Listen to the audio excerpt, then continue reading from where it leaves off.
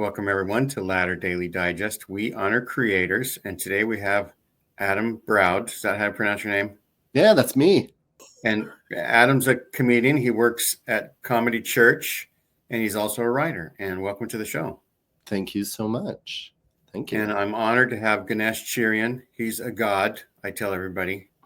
I had a god complex well before I even knew about the church. Yeah. That was on offer. He's like the fifth most famous Kiwi Mormon, right? I might even be the 10th. I don't know, but Right, because there could be some we don't know that are. Oh yeah, that guy's from New Zealand, or that guy's Mormon, or that girl. Because the ex-prime minister. Really? Yep. Yeah. Jacinda Ardern was Mormon. Crazy. So I invited Gesh on because he promised someday to bring the prime minister on the show, and so I'm trying to butter him up. There. Right. She's writing a book at the moment. She's going to be publishing that later this year. So I'm very excited about my role in her life for a very small snippet when I was her young adult. She'll want to come on the show just to sell 2 more books. That's right. I'm excited to learn that the title is Bad Mormon, and she's just shoot. You're telling me someone's bad Kiwi Mormon. We've got some stars down here. We're willing to shine them. Yeah, wow, that's wild. I had no idea. So Adam, tell us like a 5 to 10 minute, we'll say, what do they say at funerals? Life sketch up until graduating high school. Cool. I was born a poor black boy. It's the start of The Jerk by Steve Martin. Good movie. Anyway, moving on. I was born, let's see. So I was born in Washington State. I was born to a mom who, so I was the third child in my family, and my parents were both super crazy young. And so my mom had her first kid at 16 years old, and then I came around by the time she would have been 21, 22, something like that. So my mom had converted when she was a teenager, but she didn't stick with it primarily because she got a lot of pushback from people after she had a child at 16 years old. So a lot of people who encouraged her not to stay in the church in a way, people who were members of the church. So anyway, so she had been in the church, exposed to the church, left the church. She also had a very difficult upbringing. Her mom was severely schizophrenic and all sorts of craziness. So anyway. See, those judgmental Mormons didn't know how Mormon she was being by having kids. Having a child that young. Yeah, she was just 100 years late to the trend is really all it came down to. That's right. So my dad was in the military when they met. They got married at super young ages. My mom would have been like, I think 19 and my dad 22 or something like that. Anyway, point being, wasn't like super stable sort of thing. My dad was from Ohio. They were married for a bit. Things get a little wishy-washy and a little confusing about the facts because my parents don't get along. Never really have either.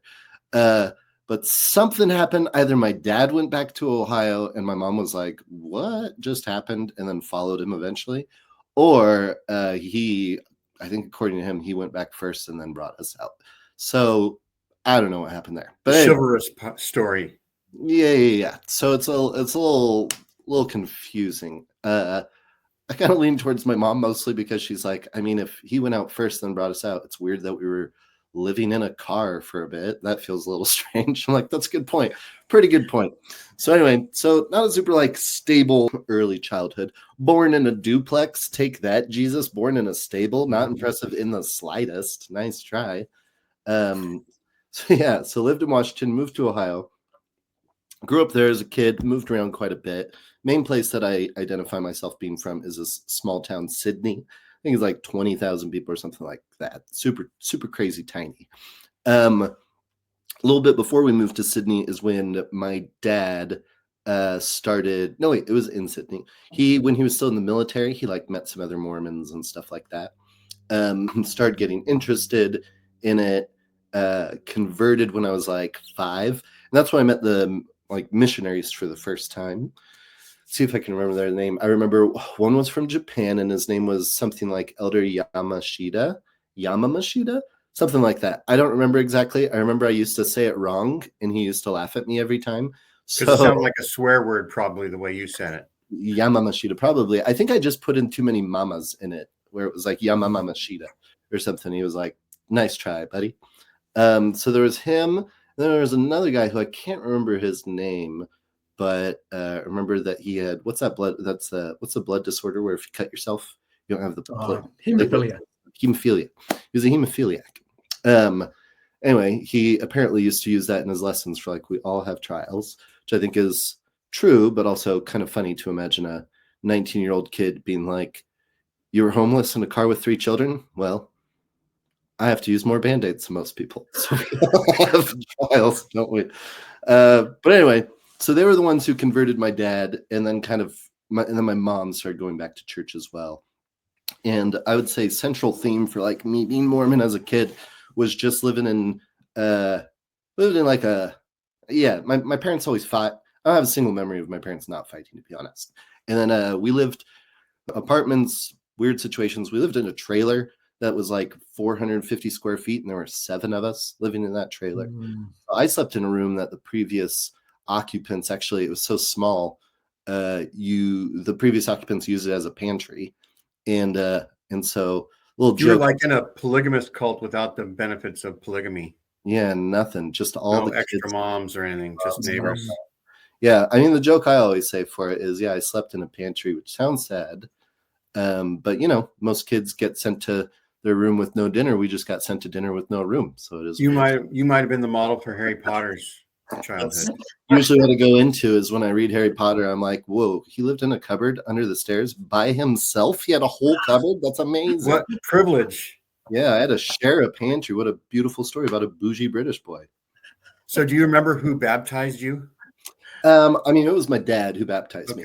So I was like 5 when we converted, and having all that like turmoil in my house. Really, I think the reason why I stuck with Mormonism was for so long was just the central messaging being like, if you do these things, blessings will happen. Your family will be happy. So when you've got like an unhappy family, there's chaos all around you and you're just a kid.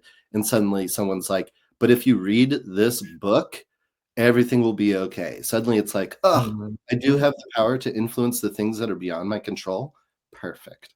So I think really, you think everything's going to be better in heaven, right? Yeah, well, we're on earth. I mean, should sway the ideas and ideals of those around you as well. So it was just kind of like it was an anxiety response, I think, mostly. Whereas like, I have no control as a child. Wait a sec. Yes, I do through God, sort of thing. So at the same time, started developing some OCD tendencies because of it as well. So the Lord giveth and the Lord taketh. I was definitely one of those kids who, man, I talk about this on stage where I would like cry because I didn't write my journal enough and stuff, and would say things like, I know that by not writing my journal, I stabbed the Lord one more time while he was on the cross and made him bleed from new pores. It was a prayer I said at 12 years old. So yeah, a little bit of some mental health issues there. But on the flip side, it did make me feel like I was in control of my life and did assuage some of that anxiety. And did you think the more times you read the Book of Mormon or wrote in your journal, to your family, we could get blessings? Oh, 100%. Or at the very least, they would like see my light shine and therefore start doing things that they're supposed to do as well. I thought you were going to say at the very least, Jesus would appear to me.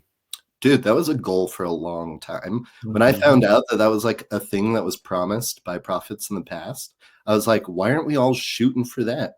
But then it turns out there's some guy in Colorado who started a ex-Mormon adjacent cult that's kind of the whole deal. So yeah, who knew? I could have started a real cult instead of just a comedic one. Yeah, you had the idea before your time. Yeah. What was I doing? Anyway, lived in Ohio. 14 years old. You could have been 14 years old with a vision. You could have been, Yeah.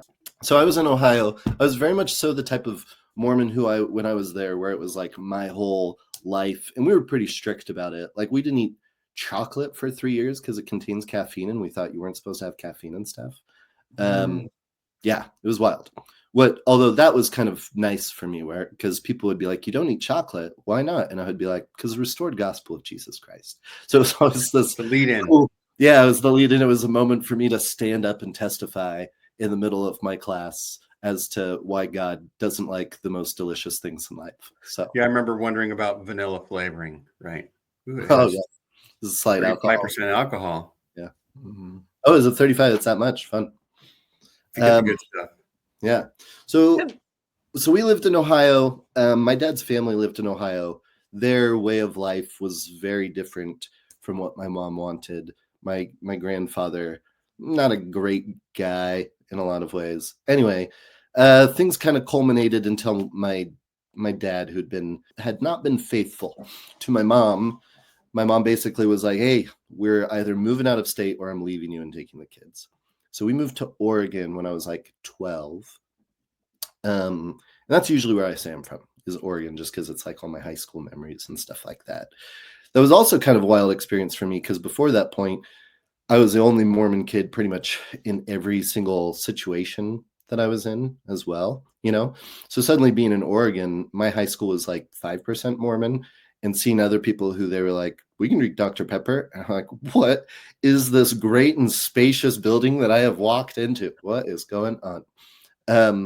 So I kind of had to redefine my life, and realize that like, okay, this religion is maybe, well, I don't know, a little broader than maybe I thought, but at the same time, you know, especially back then, I felt like it was so rigid in terms of like the do's and don'ts. I feel like they're a little softer about the do's and don'ts, of course, now. Was that a good change that you could eat chocolate and caffeinated sodas, drink caffeinated sodas, and we still ate be a Mormon? chocolate. We ate chocolate, but we did not do caffeine. I didn't have caffeinated soda. I had one on accident in high school one time, and I stayed up until 3 a.m. Doing my math homework, and I was like, "This is crazy. This is." It hit me like cocaine, and I was like, I can never. No wonder the Lord speaks against this stuff. So no caffeinated sodas until I was in my mid-20s, really. But oh, I should probably go back to Ohio a little bit just for the performance stuff. So also in Ohio is when I started doing like plays and stuff like that. I did my first play, I think, somewhere between the ages of 8 and 10. I was Charlie and the Chocolate Factory. Did a few more plays, and that's kind of where like the Like in bug hit me. community theater? Mm-hmm. Yeah. And also, I mean, I always treated like talking in church like stand-up. I remember my very first talk that I had to give in primary was about prayer. And I remember making some very tired joke, but you don't know when you're 8 years old, right? Something about prayer is just like a long distance call, except your parents don't have to get mad at you for the extra charges or something like that. So I was trying to treat it like comedy along the way the whole time.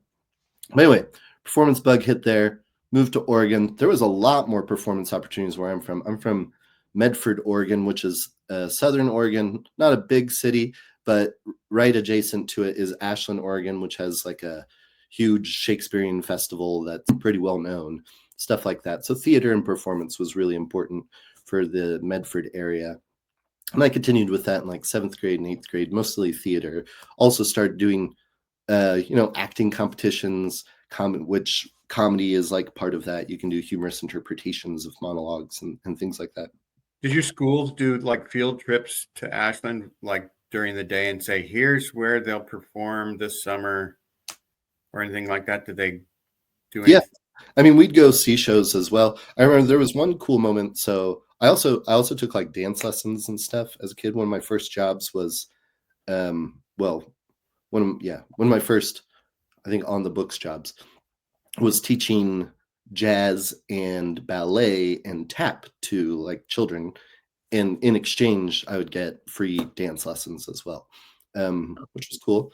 But because of that, there was one time that in my high school, some ballet performers from Ashland, they were doing a ballet version of Romeo and Juliet, and they had a few small roles that they were like, we're looking for some guys to fill these roles just as high schoolers, and you can be like part of the production when your school comes out and watches it. And everybody knew me as like the performer kid, as well as like, Adam, don't you take ballet? Isn't that like a thing we bully you about? And I was like, you sure do. And so so I got to like be on the stage doing ballet. And I think I mostly remember that one because it was really cool that they did that and it was really interesting. And then the other thing I remember about that is that all the guys wore cod pieces. And I was like, Jesus, these guys are huge. So yeah, there were two things that really stuck out, pun intended, in my mind from that production. Um, but yeah, so did a lot of performance in like junior high, continued to do the Mormon thing. At the same time, I felt like that was when my world started like, broadening. I started skateboarding, started listening to a lot of punk rock music. I was a very confusing person, I think, to most people, because I'd be at the skate park listening to, turning on Bad Religion, the band, if you've ever heard them, skating around, and then suddenly I'd be like, oh my gosh, it's 5:00. I gotta go to tap dance lessons. And people are like, who are you? What is this? And all this sort of That's out of range. Yeah. And in a way, I mean, I feel like that still kind of fits who I am, of just like pretty diverse interests and stuff. But the the flip side of that is, I think, a pretty common through line in my life has been like, well, I do what seems good and interesting to me, and like screw whoever's like, well, you can't do that or whatever, like this attitude of like, that's stupid, that's silly. And so I think that one helped me stick with religion for a long time, because Mormonism's got its haters. Some would argue I'm now one of them. And so I'd stick with it, right? And it wasn't a big deal. If someone was like, tap dancing's stupid, I'd be like, but all the tap dancers think skateboarders are stupid. What are you talking about? I'm not going to listen. You guys are just going to do what you want. And I think that was really good for me. Did it help you get the girls, Adam? Tap dancing and skating? It seems like quite a big rate. Honestly, the girls that I was pursuing, yeah, it worked out really well. Yeah, I think it's a weird combo. So people are like, oh, he's like artsy, but he's also a normal kid at the same time somehow.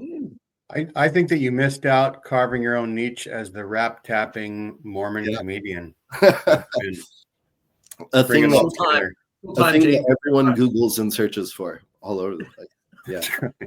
Yeah. I love stand-up comedy. I just wish it had more tap dancing as a thing we all say to ourselves. But yeah, so I did a lot of performance.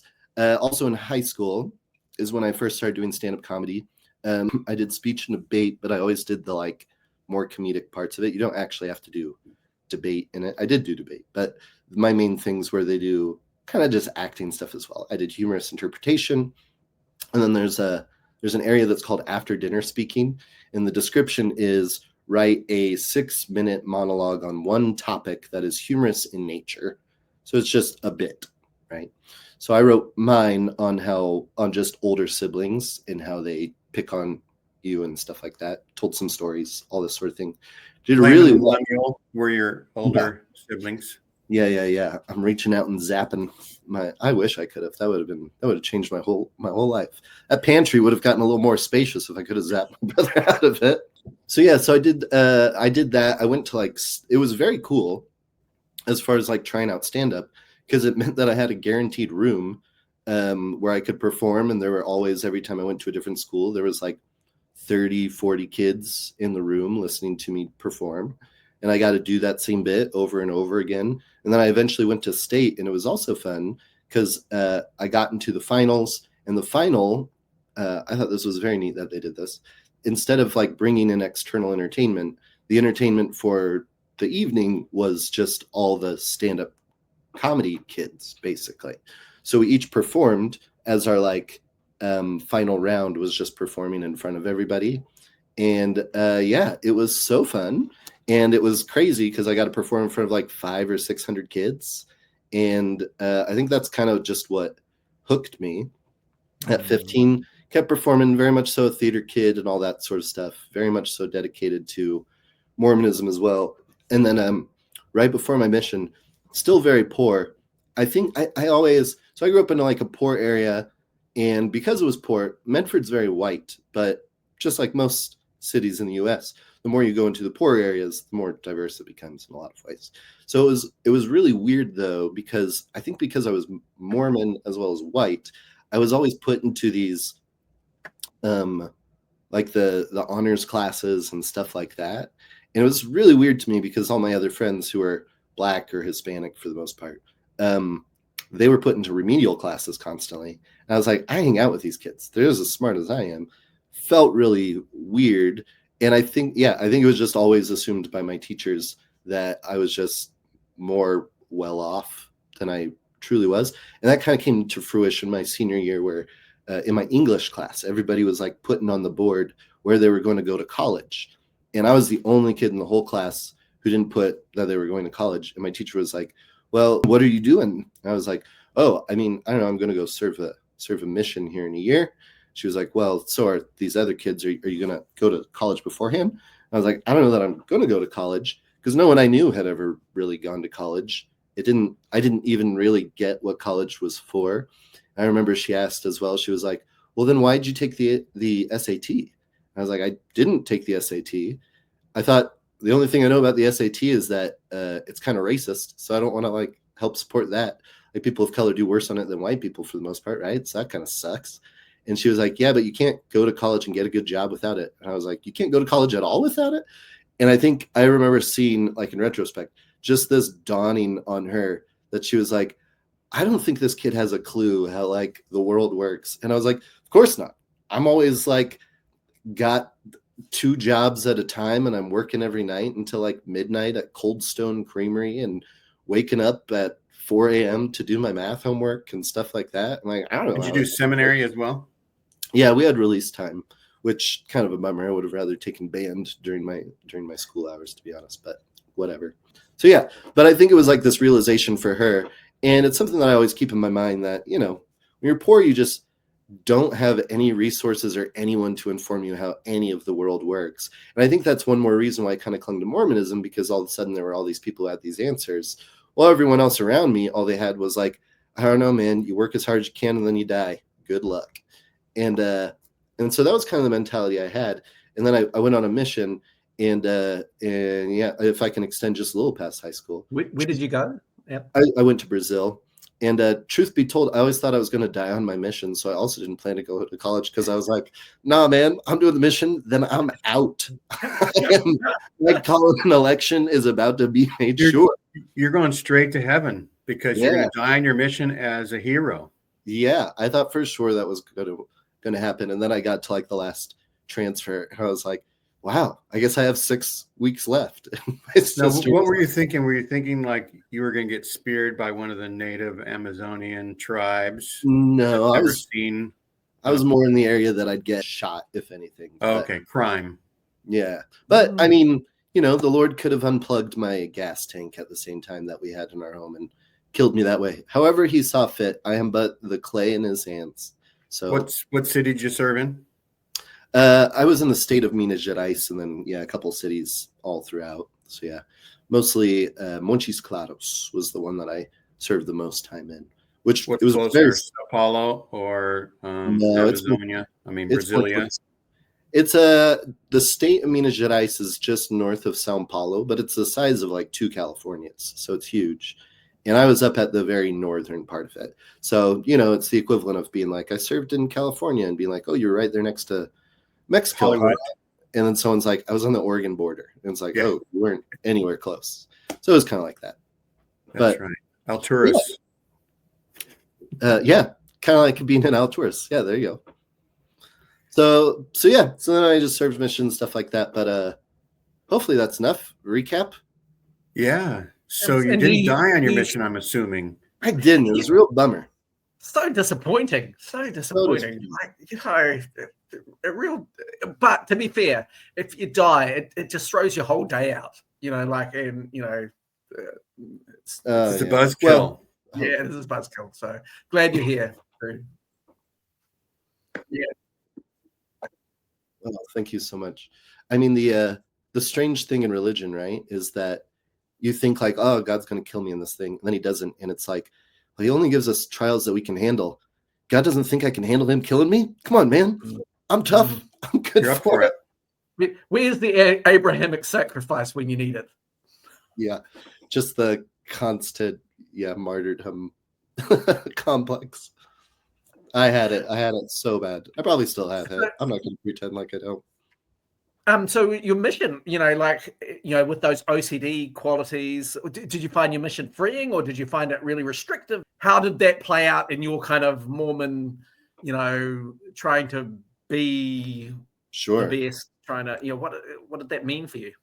Yeah, it definitely meant I was at my most anxious on my mission, trying to do everything by the book. I remember telling people like, oh, I did stand-up comedy before this. Oh, I also auditioned for like Last Comic Standing when I was like 18 years old. Did terrible at it. But it was clearly a passion because I like flew all the way to New York. My friends paid for my ticket and stuff. And it was still a cool thing to do at 18, but yeah, I was not experienced enough to do it. You were the first comic falling instead of the last comic standing. Yeah, well, also, fun religious moment. Right before I went in, I had my joke planned and I prayed and I was like, God, if this is going to somehow prevent me from serving an honorable full-time mission, please just let the cup pass from me, basically. Help me just do poorly so that it's not a temptation at all. And so when I screwed up, I was like, that was God. It's definitely not that I'm 18 years old and have only done 1 6-minute bit in my life. It's definitely God interfering in my life and making me not be funny in this moment. And it's a moment that transports you into your mission, and so you feel like, oh gosh, it's meant to be. It's meant to be. And I always want to be a missionary. Like in 3rd grade, I dressed up as a missionary for career day and stuff like that, because the missionaries came to my life and they gave us the semblance of normalcy, right? And so I saw them very much so as secondary to the Savior, where I was just like, these are the guys who, these 19-year-olds, these old men, these 19-year-old old sages, wisdom. Oh, God. They've got it. You're growing up, mine not quite as extreme, but exactly the same kinds of things. My parents who were crazy, and the church gave some normalcy. Stability. Awesome. Yeah.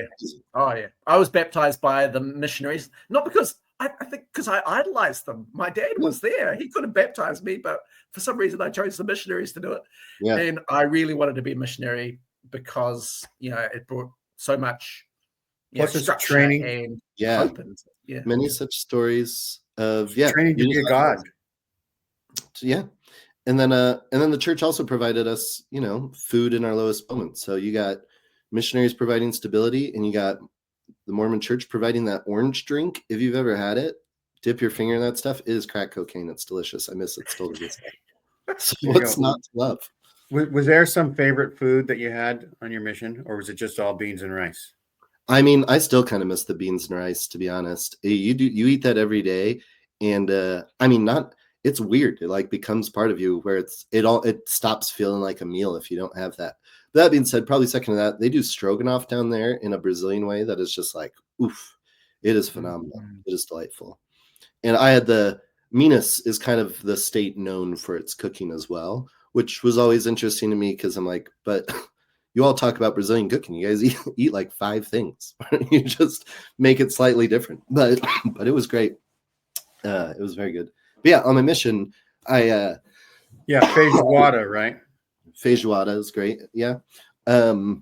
We had a pretty good amount of that. Yeah, kind of heavy, kind of weird if you eat it. Depends on how people make it. Some people make it where it's just like the sausage and the meat. Other people are like throwing an intestine in there. Why not? So a bit of a roll of the dice depending on who you got. But at the same time, I don't know, eating a whole chicken, beak and all and stuff, way better than most white people in the U.S. I think would assume. It's pretty good. You grew to love the people, right? Oh yeah, I freaking love Brazil. I miss it still, like every single day. I've got 2 kids. My oldest is in a school where he's learning Portuguese. He's in a Portuguese immersion class. We get to speak Portuguese all the time. Brazil taught me so much. I look at my mission in a positive light. And the reason is because I lost my whole personality when I was there. I didn't tell a single joke.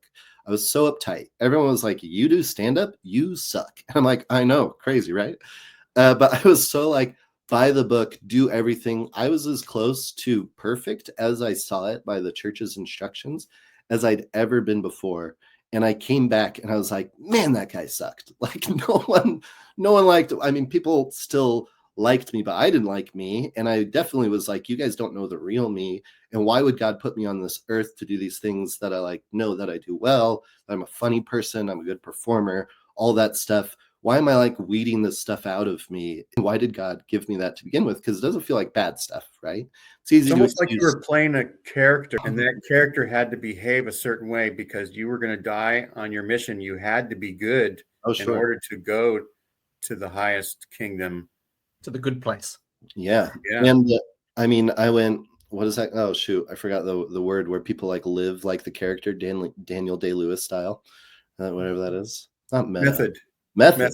Full method on that character for sure. Mm-hmm. So yeah, it was also. If you were in another church, you would have been a Methodist actor. Nice. Yeah, I very much so was like super strict. While at the same time, I felt a lot more in common with a lot of the Brazilians that I met rather than a lot of the Americans I was partners with. Mostly just because I feel like, you know, when you're poor, you live in a poor area, there's a bit more of a communal feel. And the more money you have, the more that you can be ruthlessly independent, which I think is one of the main problems. If I can get slightly political, I think it's probably going to be the downfall of the empire of the United States of America, to be honest, is the ruthless independent of the wealthy and them trying to convey to the poor, actually, it's better to never need anyone for anything. And that's just not how we're going to make it as humans. That's not human nature to begin with. We're extremely social beings and creatures. And in Brazil, I would have like even buying groceries. Brazilians would be like, can we just combine our money so we can buy more food? Because if we've got more money, we can buy bulk and stuff like that.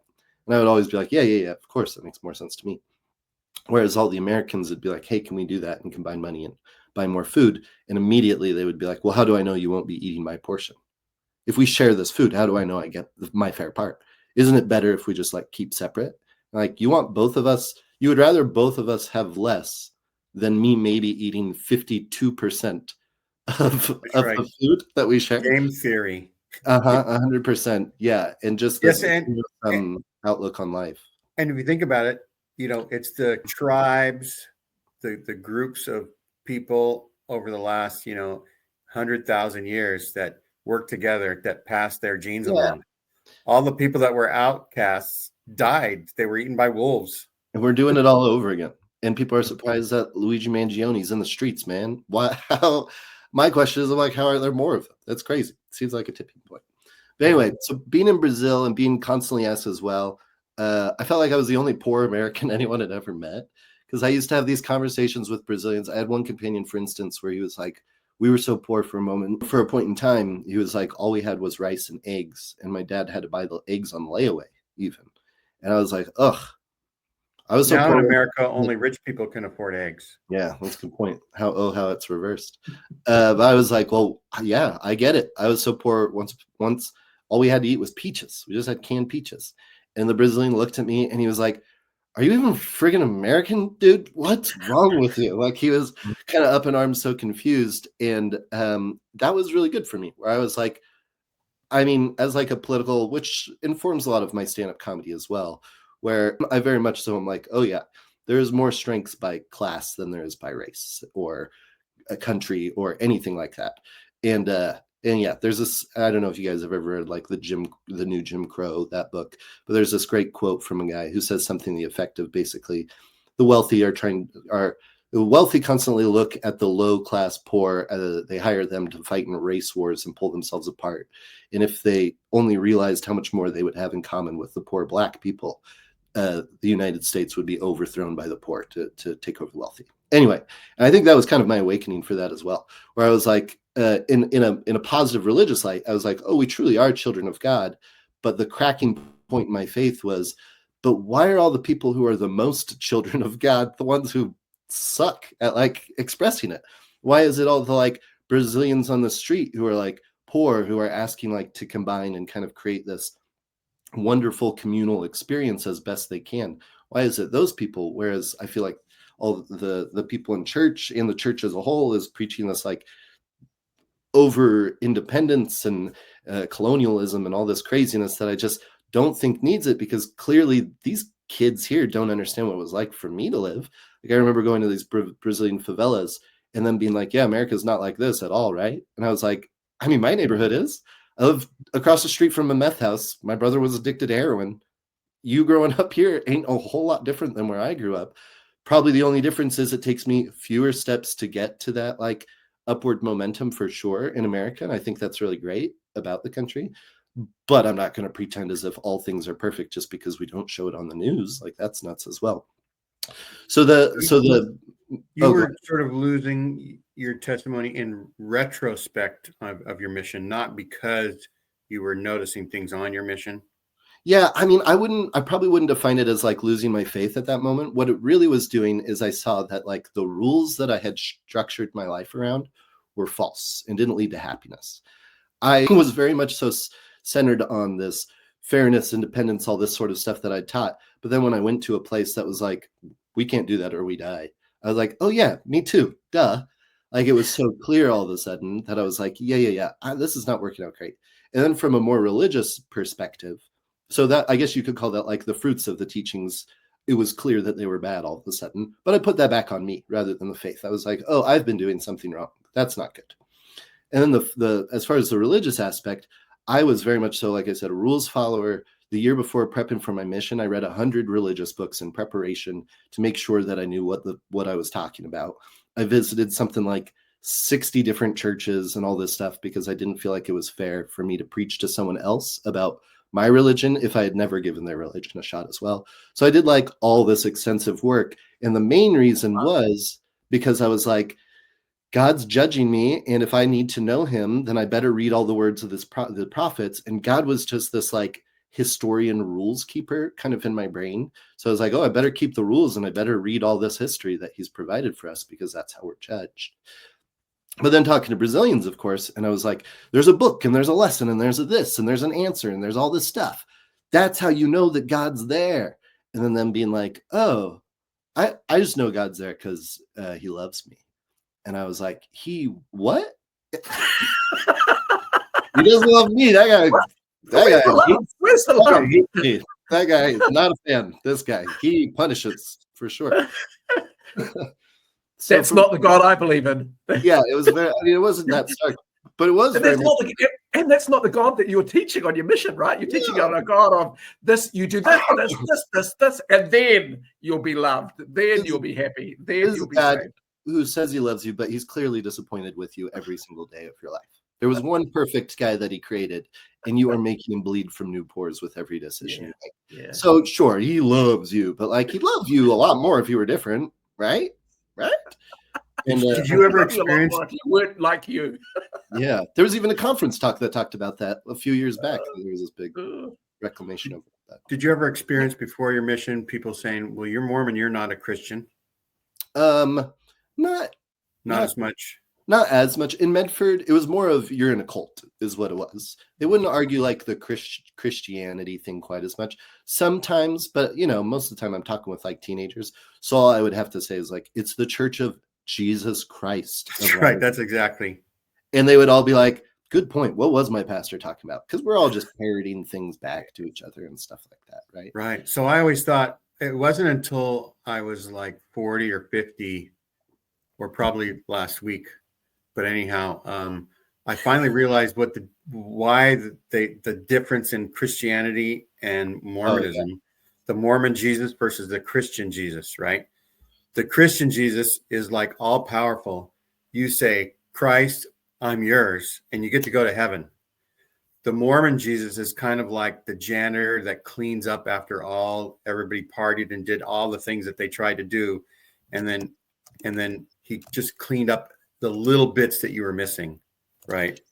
Yeah. Wasn't a strong Jesus. Yeah, it's very much so someone being like, oh yeah, I've read Superman. I love Superman all the time. And then you're like, show me a picture of Superman. And it's just a picture of like Elon Musk. And it's like, he's the most powerful man in the whole universe. And it's like, I think you kind of missed the point somewhere along the way. Yeah. And I mean, the big argument, I used to be where I'm like, you're really just like grasping at straws, aren't you? But now when I'm like, I mean, Jesus isn't God. It's kind of a big deal when you think about it. So did you think about college after your mission? Well, I did. My sister applied to college for me as I was getting to an end because I didn't know how to do it. And she went to BYU for a semester and she was like, you should really go. You've always been good at school. You need to go. She knew more about how everything worked. And I was like, all right. And I'd taken the ACT right before my mission because people were like, you're not going to go to college or get a job without it. And I was like, well, I'm going to be dead anyway, but I guess I'll do it. And so, yeah, applied only to the BYUs, got into all three, baby. Wanted to go to Hawaii, prayed about it, got the response that I would waste all my time surfing. That's probably the best testament now in retrospect as to Mormonism not being true. Any God that's going to tell you not to go to Hawaii, excuse me? I don't know.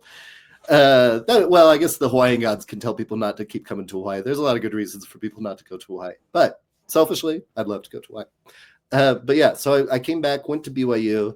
And it was after my mission that I started like doing that whole retrospect where I was like, it certainly seems like there's a lot of people out there that when they think of their testimony, it is related to God being good, loving, caring. When they think of God, they don't think of his judgment and this like worry. They think of it as hope and truth and all that sort of stuff. And I wanted that. And so I started pursuing that God and trying to find him at BYU. And the more that I started knocking on that guy's door where I was like, but you love me regardless, the less I felt any sort of response back. And I was just like, anyway. Did you have an American mission president or a native? Both. I had an American at the start who he was a great guy, Presidente Fry, Daniel Fry, really good guy. Love him to this day. Very, very much so felt like the missionaries were his kids and like instructed us as individuals, which I think is insanely difficult to do as a mission president and very impressive. Very sweet man. And then I had a second mission president who was a Brazilian who's now a 70, Pahela, Edilson Pahela. And he is easily one of the worst people I've ever met in my life. I hate that man. I hope he watches this. I hate you. I hate you. I've never said that about more than maybe 3 people in my life. I hate that man. I'm going to find out who he is, and I'm going to personally send this to him. Please do. Please do. Worst person, one of the worst people ever met in my life, hands down. Now he's a church leader, and I'm like, ugh, the world would be better without him in it. He's so terrible. He's awful. He's an awful. So I'm going to have to insert my life's experience into this as well. So I have 2 sons that went on missions to Brazil, one to Sao Paulo and one to Rio de Janeiro. And the one that went to Rio de Janeiro had a Brazilian mission president who decided to punish our son because at Christmas time, one of the 2 times he got to call home, the call extended longer, partly because we were talking to English-speaking Brazilians as part of the call. So we didn't really talk to our son for the whole time, but he drilled all the missionaries about their calls home. And because our son's call, and he was honest and said that he went overtime, right? That mission president said, okay, you can't email your parents. You have to write a letter.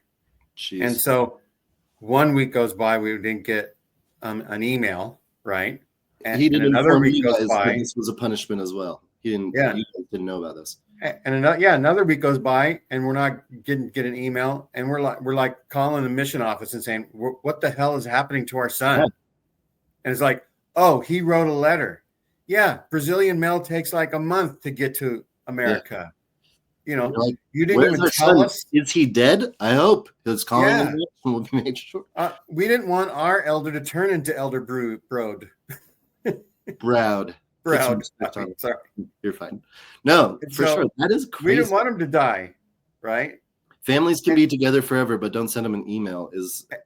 And that president, I don't remember his name, but he's an asshole, and he's part of the 70 as well. So there you go. We match in that regard, we'll say. The reason I dislike this guy so much is his leadership style was to pit. It was very Trump-esque, actually. It was to pit people against each other, and by sowing discord in the mission with the missionaries, so people who are supposed to be your peers, he would sow discord amongst them so that everybody could only look to him for answers, truth, and light, and all that sort of stuff.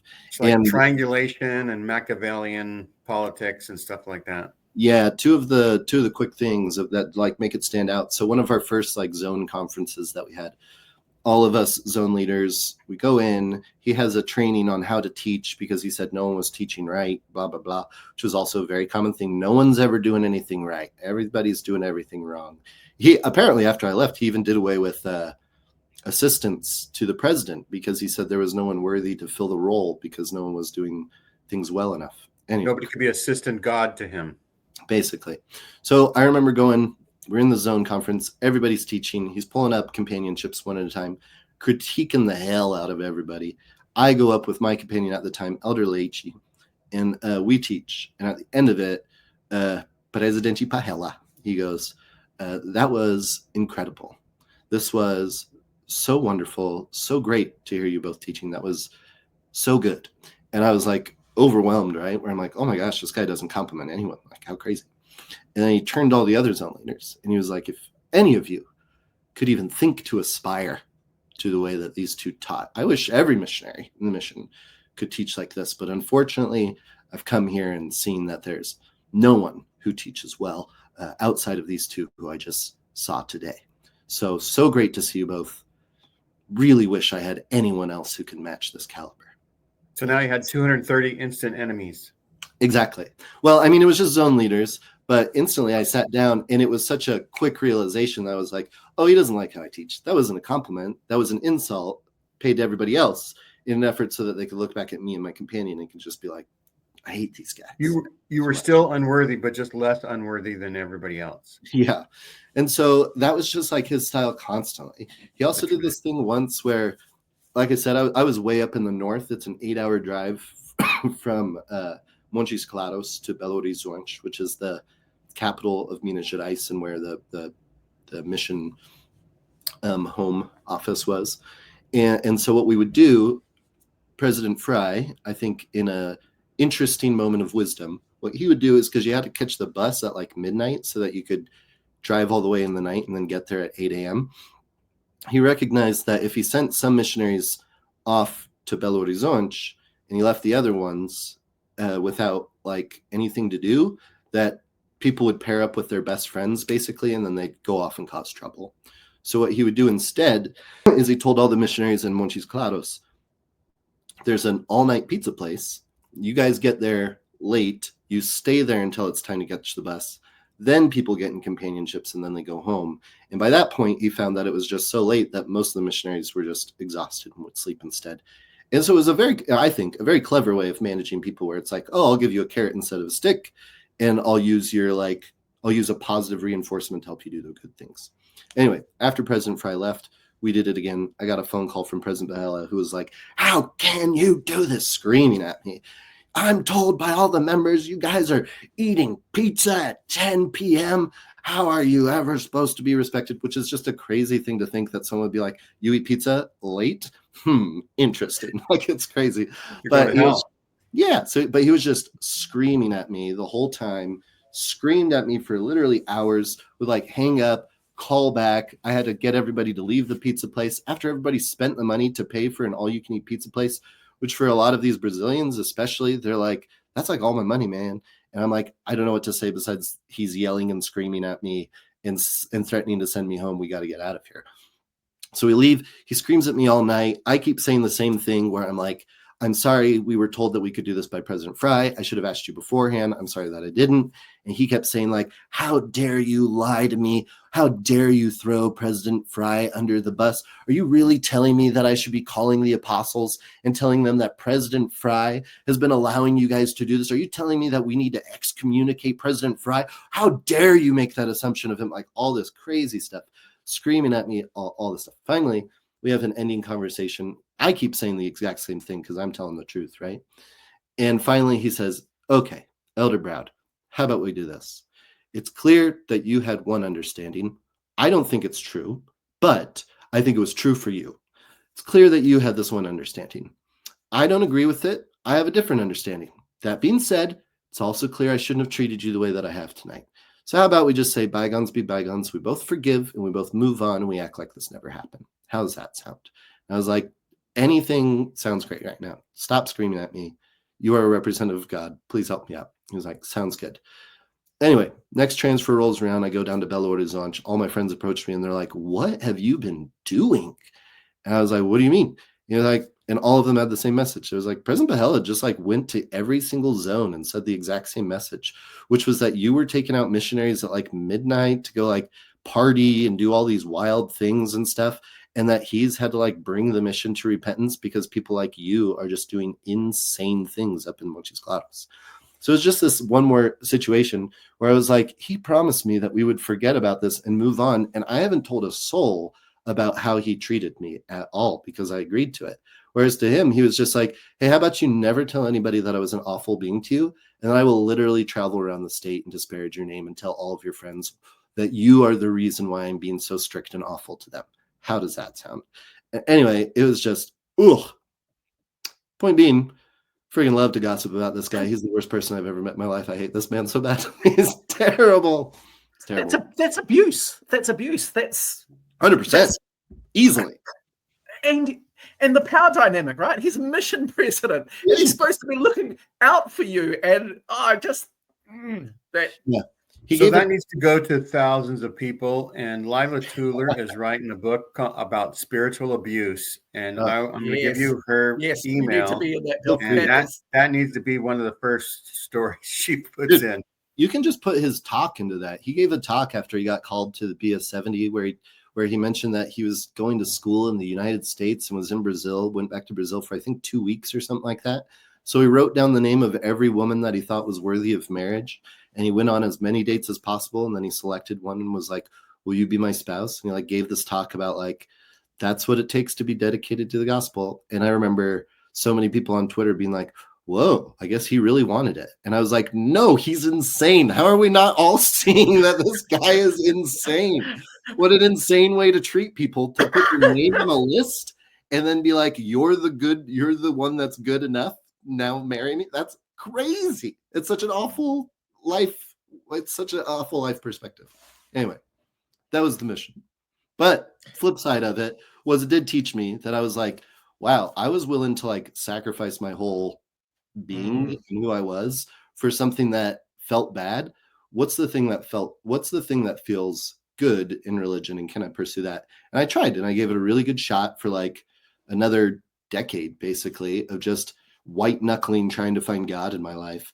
And the guy never responded, which is why to this day, I mean, I'm an atheist just because I don't see enough proof of anything out there that feels meaningful enough to call it a God. I'm sure that there's powers exist, things that are out there that if we saw them, some people might be like, and that is a God. But my brain comes back to like, but did it create, is it worthy of worship? All that sort of stuff. I'm like, I don't think there's anything like that checks all the boxes. So I consider myself an atheist, but at the same time, I would never be disappointed if God came a knocking and he was like, hey, I do love you. I just really suck at my job or something like that. And I'd be like, oh, get in here, big guy. Like somebody gave me the bad advice to delegate all my work to the Mormon leadership. Yeah. And that was the worst advice I ever had. I repent. Please forgive me. Yeah. Here's a note. 14-year-old kids, don't give them any responsibility, turns out. Plus, like your counselor or teachers felt that you hadn't seen the world, and now you've seen like the best and the worst of the world. Sure. In your mission experiences from human beings. And I want to go back. And so how did comedy, emerge from that, kind of space and of course, church comedy, or comedy church, right? So what precipitated, how did you take all of that and turn it into something that you could, relieve some angst over in order to, be on stage and talk about it? Yeah. I mean, I came back from my mission and pretty quick. I mean, I declared my major as psychology, minor in music. So I wasn't really doing any performance outside of some music performance. But I just noticed like I kept feeling like depressed and I couldn't like pinpoint it. And there were some things that like led to it.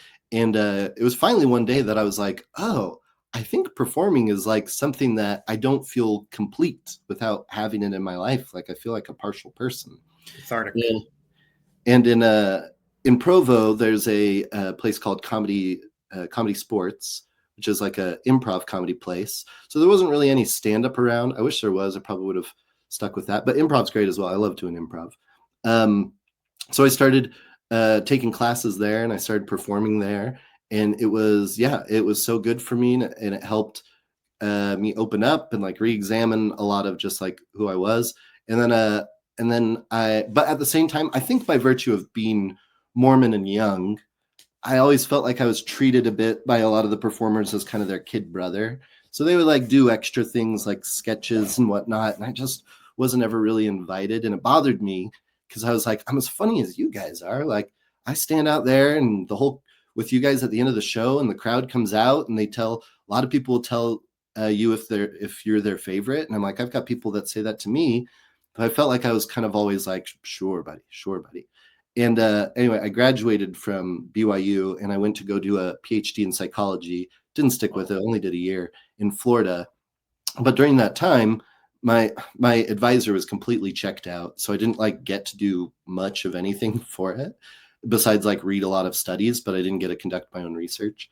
And so during that time, I just kind of dove heavy into Twitter and started writing jokes. I kind of treated it like it was a job almost, where I was like, okay, I got a quota. I better write at least X amount of jokes and at least 3 of them better take off and be viral every single day and blah, blah, blah. And I put like a lot of time and effort into it. I got a lot of really good attention. Like I started getting published in BuzzFeed and all these like different places would pull my tweets and like post them places and all this sort of stuff. And then after a year of the PhD, my wife and I were just like, you know what? I don't think this is for me. We had job opportunities back in Utah, as well as I decided to pursue an MBA instead. And I was going to do it through BYU because it's the only affordable MBA program basically in the nation. And so we moved back, started working. And as soon as I moved back, all those comedians who kind of treated me, I felt, as a little bit of like a kid brother, suddenly they were like, man, your Twitter's popping off. I saw you in BuzzFeed front page of Reddit, all this stuff. I've always said that you were one of the best here. I always said it.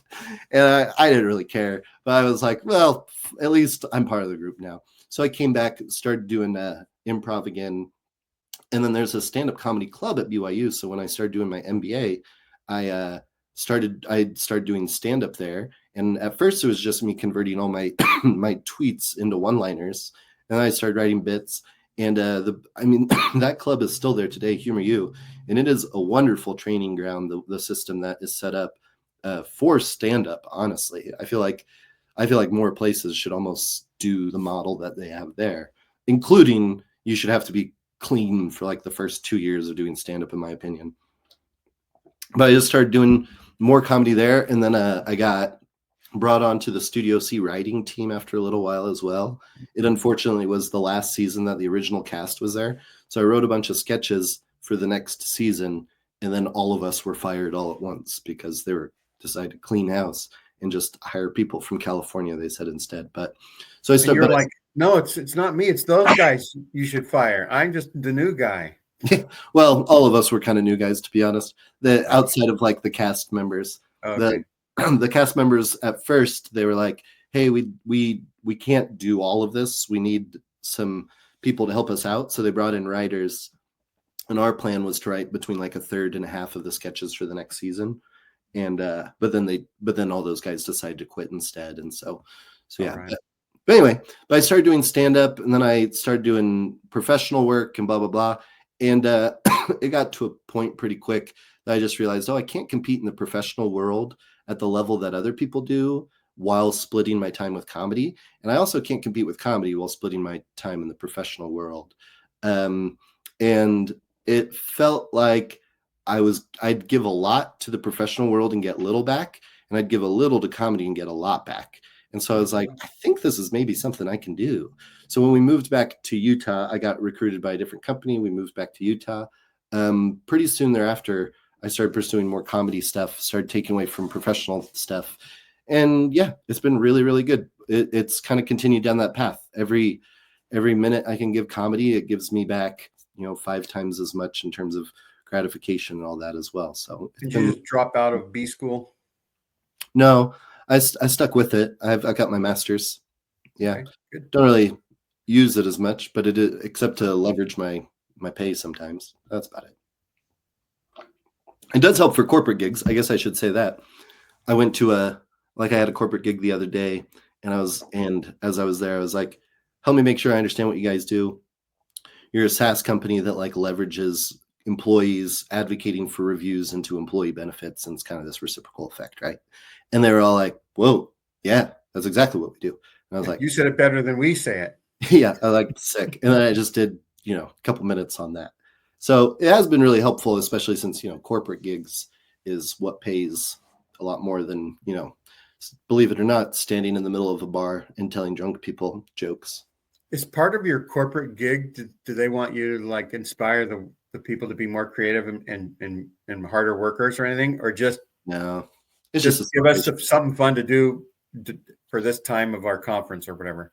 Yeah, I do teach improv for businesses, which is a bit more of that like creative or leadership or like teamwork and team building and stuff like that, which makes sense for improv because improv is a team sport and you really need to listen and do all these skills that I do think genuinely help businesses.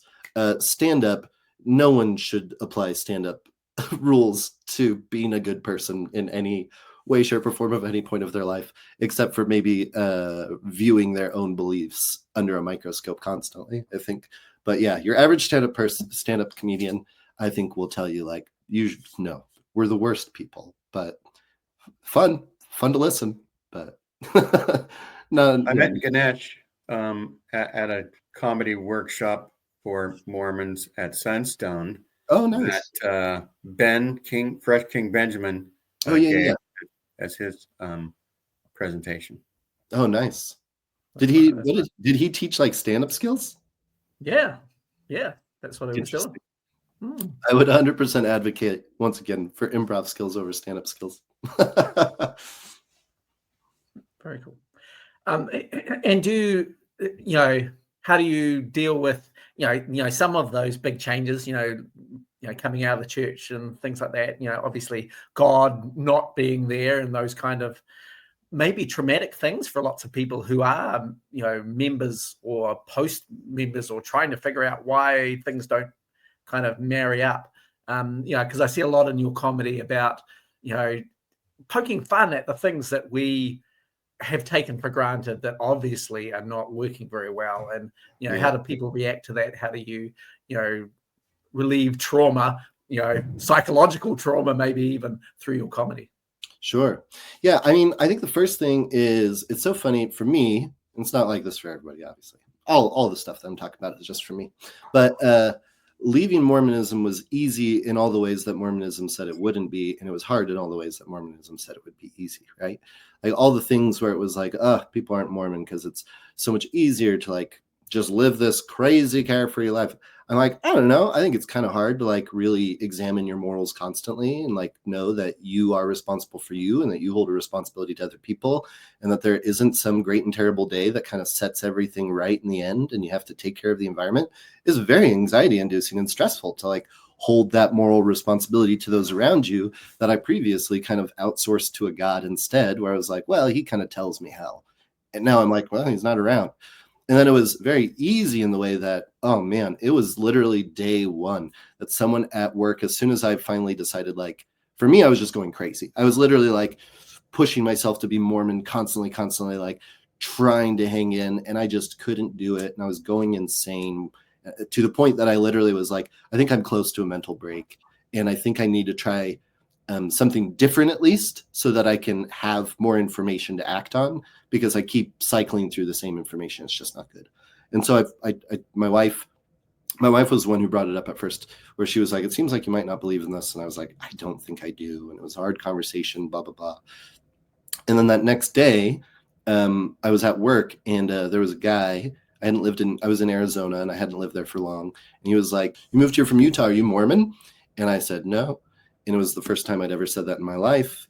And as soon as I said no, there was just this warmth in my heart and I felt a release and like literally I felt like my shoulders go up. It felt like there was this weight that was on me that was taken off. And literally I was just like, oh, this is what I was told I was supposed to be feeling all the time. And it's finally happening. So as far as like emotional stress, it just like finally dissipated. And pretty quick, I just realized, for me personally, I was like, oh, I'm trying to be two different people. The person that I think God is telling me I have to be, and then this person that I feel like is a good person and I like, and I don't think a God should be upset with to begin with, but I know that there's things that I do that aren't in harmony with Mormonism and stuff like that. He created you the way you are. Yeah. And so how long ago was this? Oh, not even that long ago. That was like end of 2019. Okay, just before COVID. Yeah. And so when I finally was like, and this has been my rule ever since, I'm only one person in every situation. The Adam you get here is the same one you get there. Everywhere I go, I'm the exact same person. And as soon as I've been doing that, it has just been like so relieving. And it's also been kind of funny because you mentioned like the trauma and the jokes.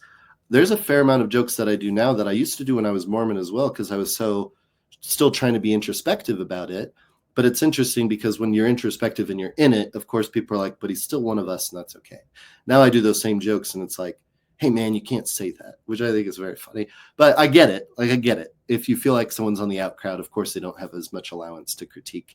But that privilege and prejudice in joke taking is really interesting, when you're the in group, the out group, how you punch up, all of those things are fascinating to me with regard to which is also funny being explorer now, because I feel like I went to Toronto and I did a bunch of stuff. I talked about growing up Mormon. People really liked it. And people afterwards, they're like, you're Mormon, man, those people are crazy. And I immediately was like, no, they're not. They're great. What are you talking about? Stop. This is my people. This is my tribe. Exactly. I'm the one who's allowed to make fun of them. Exactly. You guys can't. And it's so funny to me because anytime that I do get pushback from active Mormons or whatever, where they're like, why are you so obsessed? You're just not. I'm like, I don't know, man. I think you and I probably have way more in common than me and that random person in Toronto who's like a bunch of weirdos. I'm like, I am one of those weirdos still. It is at my core. It's who I am. It's how I view the world.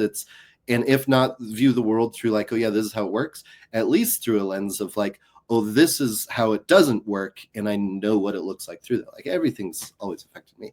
So it's always funny anytime I get this, like, pushback. You're not even one of us now. I'm like, dude, I'm more one of you than you were ever part of that group to begin with, probably. If anything, I Lord of the Rings, I dug too deep as the dwarves.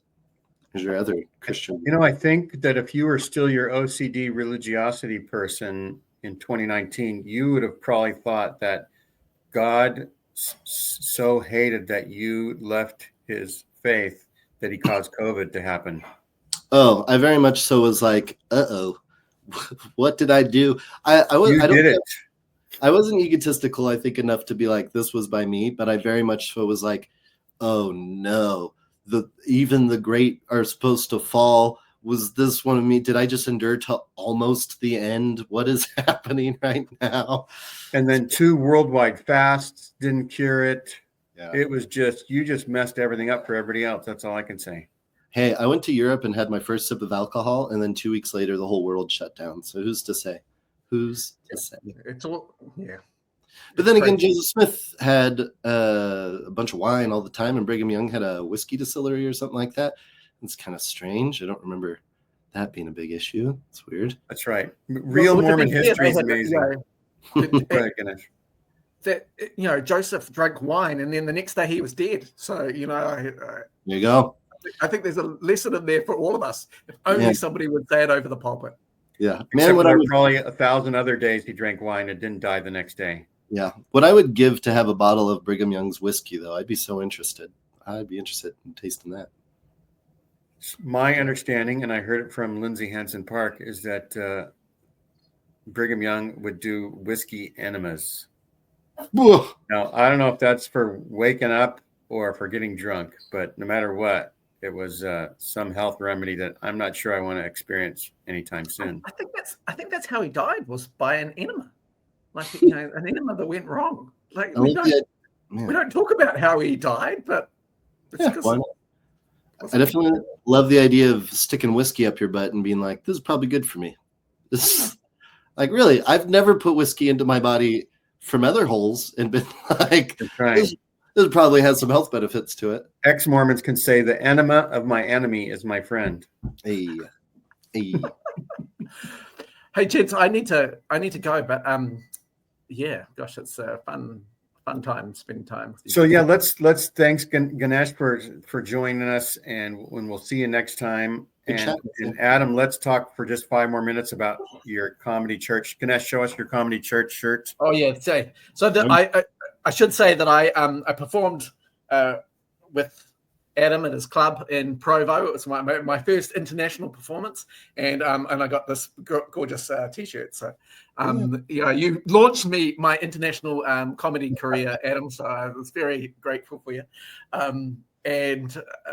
Look, I just love your stuff, and I'm excited about the tours that you're doing, and it's just brilliant to see, Mormon comedy on the circuit, which is fabulous. And I think that just adds that little bit more humanity to that Mormon moment that we seem to be having at this current time. So it's very exciting.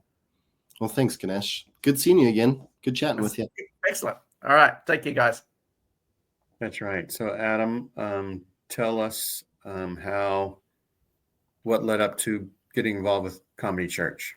Yeah.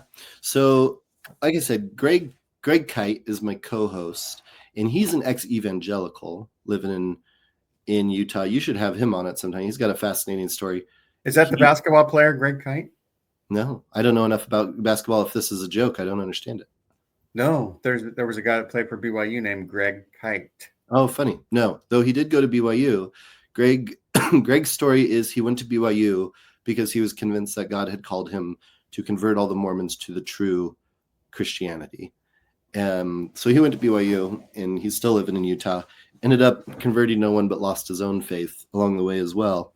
He started Comedy Church just because he was trying to deal with divorce and deal with leaving his own religious community and all this stuff, as well as, it's Utah. It's extremely religious. It makes sense to have a show about it. But it was my understanding, I never saw it before I was on it, but my understanding is it was pretty loosey-goosey, changed from time to time, not really structured, but he felt like there was something there and he wanted to make it work.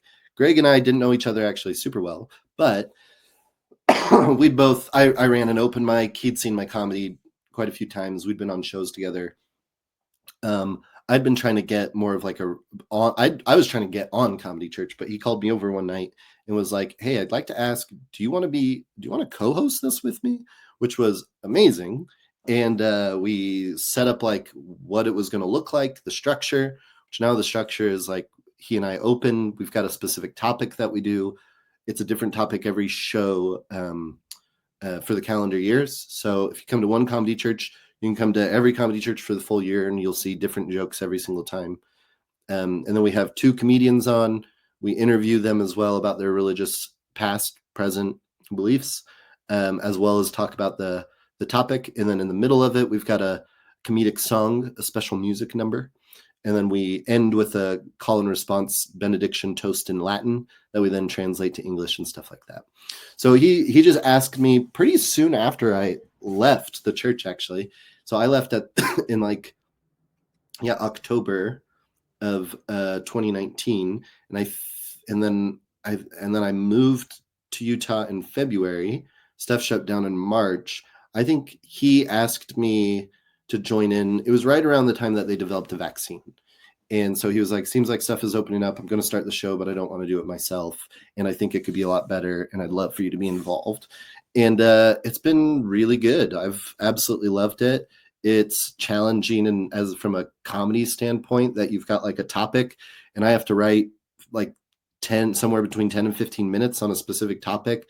Not only that, it has to be good enough to open, and it has to be good enough to compete with all the comedians we have on the show. They're doing their best material, and we've got to write stuff that stands up well enough that it feels like it belongs on the show, because it'd be really disappointing to have the funny part of a show be the guys running it, right? And so it's been really good, challenging that way. It's been really cool to see it grow and to see kind of the community. I also really like it because I think there's a lot of spaces for ex-religious people to go when they're confused. There's a lot of stuff to read. I feel like that's the first step. Everybody starts reading. And then there's a lot of places to go when you're angry. I think there's a lot of podcasts, a lot of places where people kind of focus more on the can you believe they did this sort of thing? Which I think is great as well. Things should be exposed, truth should be given. At the same time, tough to like stay angry, I think, for a lot of people. And I think after that anger stage, there's not a whole lot of places to go to for the most part. After that, it's just kind of like, I don't know what to do. I speak this language, but everybody's annoyed by it because the main people who speak it are still believers, and the people who don't speak it, they're kind of over talking about it for the most part. And I think that's where Comedy Church comes in, where we obviously there's critique and things like that and questions and blah, blah, blah, but it's still like fun and funny. Comedy is always first. The most important thing of the whole show is to tell a good joke. So people have asked me stuff where they're like, oh, have you ever talked about this? And I'm like, no, that doesn't really seem funny. It seems informative, but I'm not aiming for that. It's not like my space. It's not my talent. It's not what I want to do.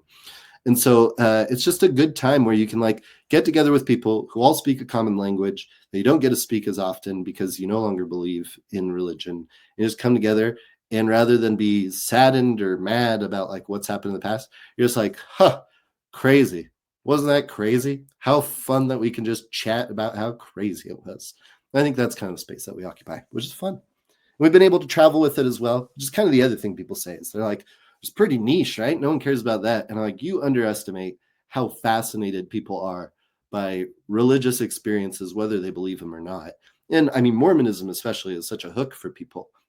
But even outside of that, Greg's stuff as well, people are interested where they're like, whoa, you changed your whole life to go to a Mormon school because you thought God told you to, and now you're this guy? Tell me more. So I think sometimes people underestimate the level of interest people have in listening to other people's stories, even if they haven't outright experienced it, because everyone's experienced something where they went in too deep on something and then realized at the end of it, they're like, that's not good. Whether that's drugs or something on the opposite side of religion or whatever, you know? So right, you'll be able to tell when the Comedy Church isn't working as well as it used to, because they'll start calling you the so-called Comedy Church. The so-called Comedy Church. Yeah, well, I mean, there's people who comment every now and again as well, where they're like, this isn't even funny. And it's very fun to just reply, it's actually very funny. It's just not for you. And that's usually what I say. Where I'm like, I'm not trying to make every person in the world laugh with every joke. That's stupid. What a stupid pursuit. It's just. And what's the business model? What how many nights a week or whatever? Yeah, we do 2 shows a month in Utah. We do one in Salt Lake and one in Harriman, at least as for right now, for the most part. And then we sometimes do travel shows, although we're thinking we're going to travel a little. We're probably not going to travel so much anymore just because there's quite a few. It's me, Greg, and then we've got a musical director. And then we also have 2 guest comedians. So it ends up being a lot of people who have to get paid, and it never makes money if it travels. So I think in the future, travel will just be, you can hire me and I'll come do my hour. A lot of it will talk about some of the stuff that's discussed in Comedy Church as well. But anyway, so we do 2 shows a month, but we do have our last few travel shows are coming up. We're going to be in Arizona at the end of the month, and then San Diego. And then in March, we're in Plano, Texas. And then I think we're probably going to lay off the travel shows, unfortunately. And so that's the thing, is you don't have your own venue. What are the venues that normally you go to? We just started performing we just changed venues in Salt Lake. We're performing at a place called Neutral Ground Lounge. We used to perform at a place called Blue Jeans, which our next show is actually at Blue Jeans as well. So maybe we'll end up continuing with them. But one of those 2 spots. And then in Harriman, we've been performing at a place called Redemption Bar and Grill, which fun name to fit Comedy Church, right? And they've been great. They're awesome. They're an awesome partner. How many people usually attend the one in Harriman? In Harriman, we average about 70 to 80 most of the time. And then that means really just 40 people are there, but you inflate the numbers just like the Mormon Church would do. Yeah. It's mostly just children that are actually Harriman show. The big primary program. Yeah. If you did Comedy Church in the 70s, you'd have to do 8 o'clock priesthood comedy, and then 11 o'clock Sunday school comedy, and then 4 o'clock sacrament meeting comedy, which I got to do when I was a young kid. That is very more faithful than I don't know that I'd ever been that faithful. Yeah. Funny thing, we keep every now and again people bring up where they're like, well, where's the Comedy Relief Society? And I'm like, you're not going to believe this. I can't make that. But I hope it happens. Right. I hope someone does it. Sounds great. Yeah. And so it's great talking with you. Thanks for coming on the show. Everybody who's watching, like and subscribe and do all the things. And it's 2025. When I was a kid, 2025 wasn't going to come. It was either going to be Jesus. Yeah. And it was millennium, and we weren't going to do the same numbers, right? We are going to start from zero again or something. I was supposed to be dead, and Jesus was supposed to be back. Or World War III, Armageddon, and zombies and all that stuff. It was not supposed to be just normal life as I recall it, except for everybody has a color TV and a computer in their hand all day long. Yeah, the great and terrible day is that it just keeps going. That's really what it is. Yeah. And so, all right, everybody, have a great rest of the year. Bye-bye. Thanks, Gene. Bye. We did it. We did it.